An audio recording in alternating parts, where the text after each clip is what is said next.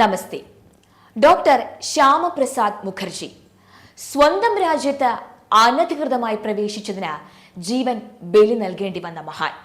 ശ്യാമപ്രസാദ് മുഖർജി ബലിദാനിയാക്കപ്പെട്ട ആ കാശ്മീർ നമ്മുടേത് തന്നെയാണ്.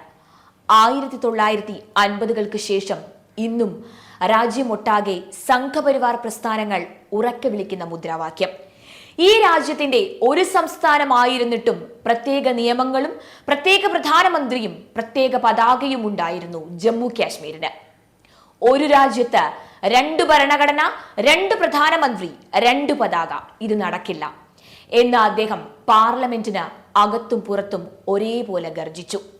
രാജ്യത്തിന് ഒരു പതാക, ഒരു ഭരണഘടന, ഒരു പ്രധാനമന്ത്രി എന്ന മുദ്രാവാക്യം ഉയർത്തി കാശ്മീരിലെ വിഘടനവാദത്തെ അദ്ദേഹം വെല്ലുവിളിച്ചു. ബംഗാളിനെ ഭാരതത്തിന്റെ ഭാഗമായി നിലനിർത്തുന്നതിന് സൈദ്ധാന്തികമായും പ്രായോഗികമായും ഡോക്ടർ മുഖർജി പോരാടി. പാർലമെന്റ് അംഗം എന്ന നിലയിൽ ഭാഷയ്ക്കും സംസ്കാരത്തിനും വേണ്ടി അദ്ദേഹം നിലപാടുകൾ എടുത്തു. രാഷ്ട്രമാദ്യം എന്ന വലിയ സന്ദേശം നൽകിയാണ് അദ്ദേഹം ജനസംഘത്തിന് രൂപം കൊടുത്തത്.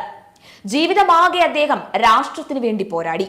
ജമ്മു കാശ്മീരിനെ ഭാരതത്തിന്റെ അവിഭാജ്യ ഭാഗമായി നിലനിർത്തുന്നതിന് വേണ്ടി പരമമായ ത്യാഗം അദ്ദേഹം അനുഷ്ഠിച്ചു.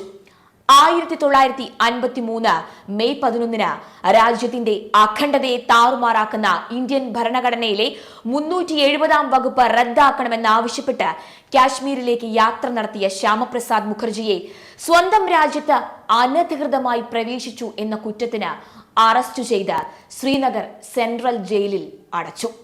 പിന്നീട് കേൾക്കുന്നത് ജൂൺ 23 അദ്ദേഹം ദുരൂഹമായി കൊല്ലപ്പെട്ടു എന്ന വാർത്തയാണ്. ഈ പ്രസ്ഥാനത്തിന്റെ നിലപാടുകളും നയങ്ങളും വളരെ ക്രിസ്റ്റൽ ക്ലിയർ ആണ്. അതിന്റെ പ്രാരംഭ ദിശയിലും വളർച്ചയുടെ കാലഘട്ടങ്ങളിലും വൻ ശക്തിയായി വളർന്ന കാലഘട്ടത്തിലുമെല്ലാം നിലപാടുകൾ ഒന്നു തന്നെയാണ്. 2019 കാശ്മീരിന് പ്രത്യേക പദവി നൽകുന്ന ആർട്ടിക്കിൾ 370 മുഖർജിയുടെ ബലിദാനത്തിനും 66 വർഷങ്ങൾക്ക് ശേഷം നരേന്ദ്രമോദി സർക്കാർ റദ്ദു ചെയ്തു. പ്രസ്ഥാനത്തിന്റെ ബീജവാപം നടത്തിയ മഹത്തായ ആശയങ്ങൾ പ്രദാനം ചെയ്ത ഡോക്ടർ ശ്യാമപ്രസാദ് മുഖർജിയെ അദ്ദേഹത്തിന്റെ ബലിദാന ദിനത്തിൽ രാജ്യമെങ്ങും ബഹുമാനത്തോടെ സ്മരിച്ചു.